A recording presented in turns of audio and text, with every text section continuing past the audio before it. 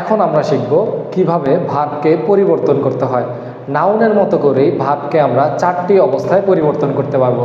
সেই অবস্থাগুলো হলো প্রেজেন্ট বা ফিউচারের মধ্যে পজিটিভ, প্রেজেন্ট বা ফিউচারের মধ্যে নেগেটিভ, পাস্টে পজিটিভ, পাস্টে নেগেটিভ।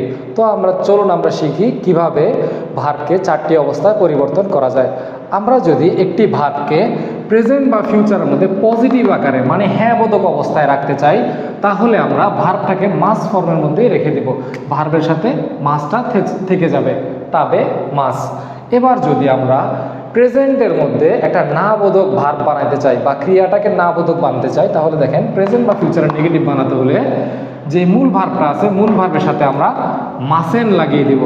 আগে আমরা পজিটিভের ক্ষেত্রে মাস ব্যবহার করছি, এখন আমরা নেগেটিভের ক্ষেত্রে মাসেন ব্যবহার করব। এবার যদি আমরা অতীতে চলে যাই, অতীতে মাসটা কোনো কিছু একটা করেছিলাম, হ্যাঁ, সেটা বোঝানোর জন্য আমরা ভার্বের সাথে মাসতা লাগিয়ে দেব। মাসিতা লেখা আছে কিন্তু এটার উচ্চারণ হবে মাসতা। এরপরে আমরা যদি অতীতে পাস্টের নেগেটিভ মানে অতীতে যদি কোনো না বোধক ভার্ব বানাতে যাই, তাহলে আমাদেরকে ভার্বের সাথে মাসেন দেশতা লাগিয়ে দিতে হবে। আপনারা এভাবে করে ভার্বগুলোকে চেঞ্জ করতে পারবেন। আমাদের সাথে থাকার জন্য ধন্যবাদ।